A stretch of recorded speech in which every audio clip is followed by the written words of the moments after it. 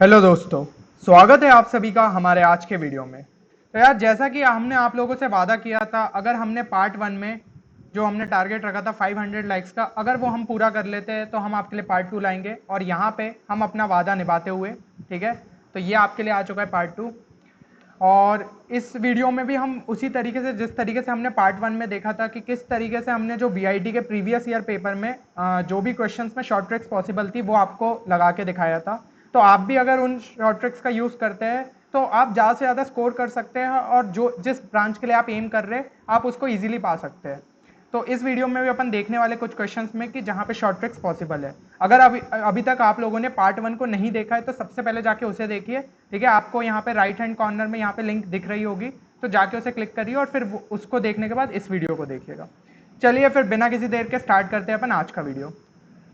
तो पहला क्वेश्चन हमारी स्क्रीन पे ये रहा, ठीक है। तो इस क्वेश्चन में पूछा गया है the angle between a pair of tangents drawn from a point T to the circle, और ये आपको सर्कल की इक्वेशन देके रखी है जहां पे अल्फा जो है वो एक वेरिएबल है, और पूछा गया the equation of the locus of the point T is, और यहाँ पे आपके ऑप्शंस दिए हुए।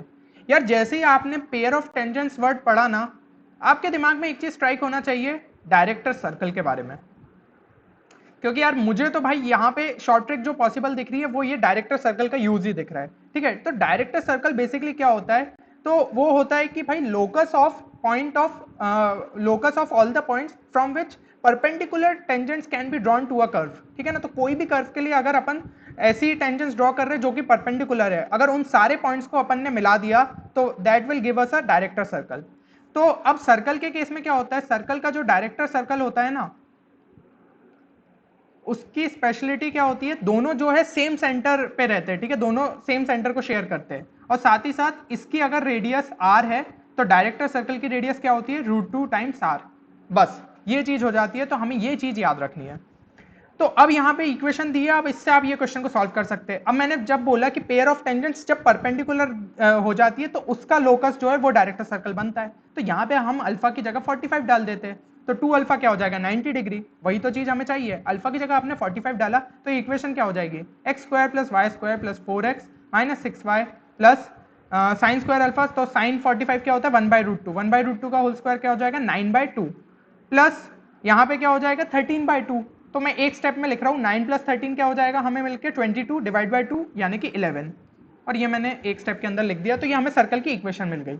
तो अब हमें सर्कल से अपनी डायरेक्टर सर्कल की इक्वेशन चाहिए, ठीक है ना। तो ये आपको सर्कल की इक्वेशन है और इससे हमें डायरेक्टर सर्कल की इक्वेशन चाहिए, ठीक है। तो यार आप यहाँ पे देख रहे हैं कि अपन को ये पता है सर्कल का अगर रेडियस जो है वो आर है तो डायरेक्टर सर्कल की क्या होगी, √2 टाइम्स आर। इसका रेडियस निकाल लीजिए, वो क्या हो जाएगा अपना √g² plus F square minus C, यानी कि 2 स्क्वायर प्लस -3 का होल स्क्वायर माइनस 11। ये क्या मिल गया हमें, 4 प्लस 9 जो है 13, 13 माइनस 11 √2, ठीक है। अब इसको क्या करेंगे, इंटू √2 कर देंगे तो क्या मिल जाएगा, डायरेक्टर सर्कल का रेडियस वो क्या हो जाएगा अपना, डायरेक्टर सर्कल का रेडियस यानी कि हो गया 2, √2 इंटू √2 2, ठीक है। इसको भी √g² plus F square minus C कर दीजिए, तो ये क्या हो जाएगा अपना √2 स्क्वायर प्लस -3 का होल स्क्वायर माइनस कॉन्स्टेंट, कोई सी की वैल्यू चाहिए जो कि अपन को ऑप्शन से सेट करना है, तो यहाँ पे 2 डाला, 2 स्क्वायर कैंसल, यानी कि सी मिल गया अपन को 3 स्क्वायर, ठीक है। सी मिल गया 3 स्क्वायर यानी सी हो गया अपना 9। तो यानी कि अपना आंसर क्या हो जाएगा, ऑप्शन डी +9 जहां पे आया है। तो इस तरीके से हम इस क्वेश्चन को इजीली सॉल्व कर सकते थे। हमें क्या करना पड़ता है, जब वेरिएबल के बारे में कोई एक्स्ट्रा इन्फॉर्मेशन नहीं दी रहे तो हमें कुछ हिसाब से सोचना पड़ता है, कुछ ऐसी जुगाड़ लगानी पड़ती है जिसमें हमने अगर अल्फा की जगह वैल्यू डाल दे तो फिर अपन को सिर्फ ऑप्शंस को सेटिस्फाई करके देखना है, तो जो भी ऑप्शन अपना सेट हो जाए वही अपना आंसर होगा। तो जैसे यहाँ पे डायरेक्टर सर्कल का कॉन्सेप्ट अपने लिए यूज हो गया, ठीक है। तो अब हमारा अगला क्वेश्चन है, one of the values of 1 plus iota upon √2 raised to power 2/3, ठीक है। ये कॉम्प्लेक्स नंबर का क्वेश्चन। यार जब भी क्वेश्चन आपको इस तरीके से दिया हो ना, सबसे अच्छा जो कॉन्सेप्ट रहता है वो ये है कि इसको पोलर फॉर्म में कर लो, क्वेश्चन बहुत ईजी हो जाता है। रेज़ टू पावर जब भी चीजें दिखे, क्योंकि अपन उसको जब ई की पावर आई थीटा लिखेंगे ना तो आपको पावर मल्टीप्लाई करना कितना ईजी हो जाएगा, आप समझ ही रहे। तो इसको अपन क्या लिख सकते हैं, इसको सीधा लिख सकते हैं ई की पावर आई π/4, ठीक है, क्योंकि 1/√, अपन समझ गए cos 45 और sin 45 है, ये चीज समझ में आ गई। और r क्या होगा, मॉड्यूलस क्या होगा, √1/√2 का होल स्क्वायर प्लस 1/√2 का square, that will give us 1। तो यहाँ पे 1 आ गया, इसको रेज़ टू पावर 2/3 कर दीजिए, बस ये हमारा आंसर है। कितना ईजी हो गया है, ठीक है। तो यहाँ 2 से एक 2 यहाँ कैंसिल हुआ तो ये क्या हो जाएगा, ई की पावर आई π/6, यानी कि अगर हम ऑप्शन देखें तो हमारा कौन सा ऑप्शन हुआ, जो कि है हमारा ऑप्शन ए हमारा आंसर हो जाएगा, ठीक है ना।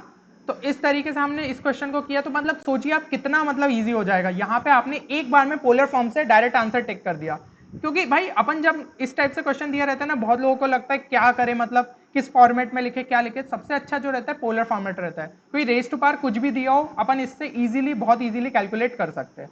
तो ये हो गया अपना सेकंड क्वेश्चन के लिए ट्रिक। अब अपन देखते हैं अपना थर्ड क्वेश्चन। थर्ड क्वेश्चन है अपना द वैल्यू ऑफ, यहाँ पे इंटीग्रेट करना है अपन को जो फंक्शन दिया है x माइनस गिफ एक्स। ठीक है, सबसे पहले तो मैं आपको पिछले जो अपना अगर शॉर्ट ट्रिक का वीडियो आपने देखा होगा तो x माइनस गिव एक्स क्या होता है, वो होता है अपना फ्रैक्शनल x। तो सबसे पहले ये तो उसको उस फॉर्म में लिख लीजिए। अब हो जाएगा, इसको -1 से 1 इंटीग्रेट करना है। देखिए नॉर्मल स्टूडेंट्स का अप्रोच क्या रहेगा इस क्वेश्चन के लिए, तो नॉर्मल स्टूडेंट्स इस तरीके से अप्रोच करेंगे, यहाँ पे इंटीग्रेट लिखा, फिर इसको -1 से 1 तोड़ के दोनों साइड यहाँ पे देख रहे हैं आप, मतलब उन्होंने तो भाई इस तरीके से जाएंगे कि वो लोग इसको सोचेंगे भी नहीं कि x माइनस गिफ एक्स को अपन ये लिख लेते हैं फ्रैक्शनल पार्ट ऑफ x, और वो इस तरीके से जाएंगे, फिर जो अपना गिफ एक्स है उसको तोड़ रहे हैं इंटीग्रेट को, ठीक है ना। तो यहाँ पे -1 से 0, देन 0 से 1, और इस तरीके से सॉल्व करते हुए जा रहे हैं। पर आप सोच रहे हैं इसमें स्टेप्स कितनी ज्यादा अपन कंज्यूम कर रहे हैं और टाइम भी वेस्ट कर रहे हैं। तो सबसे अच्छा तरीका क्या था, इसको सीधा अपन ने गिफ एक्स लिखा। गिफ एक्स का यार आपको ग्राफ पता होना चाहिए, ठीक है ना। पिछले क्वेश्चन में मैंने बना के दिखाया था, जो पिछला वीडियो था उसमें भी। तो यहाँ पे आपने देखेंगे तो ये 0 से लेकर 1 तक का इस तरीके से ग्राफ बन गया। अब यहाँ पे क्या हो जाएगा, -1 से लेकर 0 तक इस तरीके से ग्राफ बन जाएगा। तो भाई इंटीग्रेशन ऑफ -1 से 1 पूछा, यानी कि एरिया अंडर द कर्व भी हो गया ना सिंपली। तो इसके अंडर का एरिया क्या होगा, ये होगा। ऐसे इसके अंडर का एरिया क्या होगा, ये होगा। यानी दो ट्राइंगल को मल्टीप्लाई करना है, तो 2 इंटू हाफ इंटू बेस क्या हो गया 1, हाइट क्या हो गई, वो भी हो गई अपनी 1। तो ये बेसिकली क्या हो गया 1, यानी कि अपना आंसर हो गया ऑप्शन बी। एक स्टेप के अंदर हुआ, नहीं तो भाई आप इसको ऐसे इंटीग्रेट करने जाते गिफ एक्स को वहां पे तोड़ रहे, तो सोचिए आप कितना टाइम वेस्ट करते। जब मतलब आपको ग्राफ अगर उस फंक्शन का पता है तो उससे बना लीजिए, और अपन को कॉन्सेप्ट पता है कि भाई -1 से 1 अगर इंटीग्रेट करना है, इसका मतलब एरिया अंडर द कर्व निकालना है, और इस तरीके से हम इस क्वेश्चन को सॉल्व कर सकते थे। तो ये हो गया आपका क्वेश्चन। अब आपका अगला क्वेश्चन अपन देखते हैं। तो अगला क्वेश्चन दिया है आपको, the tangent lines to the curve y² = 4x at points where x = AR, और यहाँ पे parallel, perpendicular, inclined at 60 degree और इंक्लाइंड एट 30 डिग्री। ठीक है, ऑप्शंस आप देख रहे हैं यार, वैसे बहुत दूर दूर दिए, 60 डिग्री, 90 डिग्री, 30 डिग्री, 180 डिग्री, है ना। तो अब देखते हैं पहले कि नॉर्मल स्टूडेंट्स किस तरीके से इसको अप्रोच करते हैं। तो यहाँ पे आप देखिए सॉल्यूशन कितना बड़ा है, ठीक है। यहाँ पे y² = 4x, फिर उसको डिफ्रेंशिएट किया तो उसका स्लोप मिला, ठीक है। फिर यहाँ पे अपन ने x = a डाला उसमें, फिर वो पॉइंट्स निकाले, और फिर हर एक पे मतलब निकाला कि क्या जो वो पॉइंट डालने के बाद उसका स्लोप कितना आ रहा है, फिर दोनों के बीच का अपन ने एंगल उस तरीके से निकाला। तो यहाँ पे ये मेथड तो भाई काफी कॉम्प्लेक्स हो गया, पर मैं आपको बताना चाहता था कि अपन अगर मेथड से जाना चाहते तो किस तरीके से जाते, ठीक है। अब अपन देखते हैं कि भाई इसमें शॉर्ट ट्रिक क्या पॉसिबल थी। तो देखिए पहले तो यहाँ पे a के बारे में कोई कंडीशन डिफाइंड नहीं है, तो अपन a को क्या करते हैं 1 ले लेते हैं। तो अपन को सिंपली y² = 4x के लिए जो चीज आएगी वो सब के लिए पॉसिबल रहेगी, ठीक है ना। तो y² = 4x का अगर अपन ग्राफ बनाते हैं, तो x की जगह अगर मैं 1 डाल दूं, x की जगह अगर मैं यहाँ पे 1 लूं, तो y क्या मिल जाएगा +-2। तो ये हो गया पहला पॉइंट, और यहाँ पे अपन ने देखा ये हो गया अपना दूसरा पॉइंट। तो यहाँ पे अपनी पैराबोला की इक्वेशन, पैराबोला का जो कर्व है वो इस तरीके से मिल गया, ये अपन को पैराबोला मिल गया, ठीक है। अब टेंजेंट लाइंस बनानी है इस पे, तो x = a पे, यानी कि एक टेंजेंट अपनी कैसी होगी, ये हो गई एक टेंजेंट, और दूसरी टेंजेंट अपनी कुछ इस प्रकार होगी। तो यार देखते से ही समझ में आ रहा है ना कि भाई ये मतलब एंगल कितना होगा, लगभग 90 डिग्री होगा, ठीक है। देखते से ही समझ में आ रहा है। तो भाई अगर मैं होता तो मैं तो ऑप्शन बी टिक कर देता। अब आप बोलेंगे नहीं भैया हम कैसे मान ले 90 डिग्री, हो सकता है कुछ और एंगल हो। अच्छा चलो, ये पॉइंट आपको दिख रहा है कि ये यहीं कहीं पे आएगा, ये कौन सा पॉइंट होगा, ये होगा x = -1। ये तो चलिए ये तो दिख ही रहा है, ठीक है ना। ये लाइन कहीं पे मीट कर रही है, तो x = -1। और ये क्या है हमारी, ये है हमारी डायरेक्ट्रिक्स। और पैराबोला के लिए जो डायरेक्ट्रिक्स होती है ना, वही अपना डायरेक्टर सर्कल होता है। और डायरेक्टर सर्कल यार मैं अभी बता चुका हूँ इससे पहले क्वेश्चन में, है ना, कि डायरेक्टर सर्कल अपना क्या होता है। तो डायरेक्टर सर्कल मतलब वो पॉइंट्स का लोकस होता है जहां से अपन परपेंडिकुलर टेंजेंट्स ड्रॉ करते हैं कर्व के लिए। तो यानी कि यहाँ पे भाई मतलब 90 डिग्री होता, तो भाई ऑब्वियसली अपन को यहाँ से भी इस फैक्ट से भी अपन ने इस चीज को वेरीफाई कर लिया। तो इस तरीके से अपन बोल सकते थे कि ये परपेंडिकुलर होगा। तो यहाँ पे अपना ऑप्शन बी जो है वो आंसर हो जाता। तो अब किसी भी अप्रोच से जाइए, शॉर्ट ट्रिक इस तरीके से लग सकती है। तो यार अब अपना जो नेक्स्ट क्वेश्चन है वो किस पे, लिमिट पे है, ठीक है। देखिए तो अब इस क्वेश्चन को किस तरीके से हमें सॉल्व करना था, क्या है, अब क्या है, जब ऐसे लिमिट के क्वेश्चन आते हैं ना एकदम से दिमाग में स्ट्राइक नहीं करता कि हमें करना क्या है। तो अभी सबसे पहली स्टेप क्या करिए, एक्स क्यूब कॉट एक्स को लिख लीजिए अपन cos X upon sine X, ठीक है। अब एक बढ़िया चीज बताता हूं, ठीक है। क्या है, बहुत सारे बच्चे ना ऐसे टाइम वेस्ट करते हैं, limit extending to zero sine x by x लिखेंगे प्रॉपर और उसे इक्वल टू 1 करेंगे। यार इतना दिमाग क्यों चला रहे हो और एकदम आखिरी स्टेप तक इन टर्म्स को कैरी क्यों कर रहे हो। यहां पे आप डायरेक्ट सब्सटीट्यूट कर सकते हो, साइन एक्स वाला जब टर्म आए तो उसको एक्स से सब्सटीट्यूट कर दो, कॉस एक्स वाला टर्म आए तो उसको किससे सब्सटीट्यूट कर दो, कॉस जीरो क्या हो जाएगा 1, और टेन एक्स को किससे सब्सटीट्यूट कर दो, एक्स से, ठीक है। क्योंकि भाई जब क्वांटिटी बहुत छोटी होती है ना तो हम साइन एक्स को अप्रोक्सीमेटली क्या लिख सकते हैं, एक्स लिख सकते हैं, टेन एक्स को क्या लिख सकते हैं, अप्रोक्सीमेटली एक्स लिख सकते हैं, ठीक है। तो ये जब भी ऐसे मल्टीप्लीकेशन में दिया हो तब करना, ठीक है। Sine x plus cos x लिखा हो तब मत करना, क्योंकि फिर कोई फायदा नहीं होने वाला तब अपन को। यहाँ पे जब मल्टीप्लीकेशन में रहेगा तो एक्स के साथ कैंसिल हो जाएगा, है ना। तो इस क्वेश्चन में अपन ये चीज कर देते हैं, एक्स स्क्वायर एक्स क्यूब और कॉस एक्स की जगह अपन क्या डाल देंगे, सीधा 1 डाल दिया, साइन एक्स की जगह क्या डाल दिया अपन ने, एक्स डाल दिया, और नीचे वाले को अभी ऐसा कैसा छोड़ दिया, ठीक है। कॉस एक्स की जगह अभी यहाँ 1 नहीं डाल सकते, नहीं तो क्या हो जाएगा इन्फिनिटी, ठीक है ना। तो मतलब 1/0 क्या हो जाएगा अपना इन्फिनिटी, तो यहाँ पे कोई ऑब्वियसली लिमिट सॉल्व नहीं हो पाएगी, तो यहाँ मत डालना, जहां जहां मल्टीप्लीकेशन वाले वहां वहां डाल दिए। तो यहाँ पे अपन ने डाला तो ये ऊपर वाला टर्म क्या हो जाएगा, x square upon 1 minus cos x. अब भाई यहाँ पे जब एक्स स्क्वायर आया है नीचे क्या आना चाहिए, साइन स्क्वायर समथिंग वाला टर्म आना चाहिए, तब जाके अपनी लिमिट सॉल्व होगी। तो इस तरीके से जब ऐसे करते हैं अपन ना क्वेश्चन में, तो अपन को खुद ही अप्रोच दिखने लगता है कि अपन को आगे क्या करना है।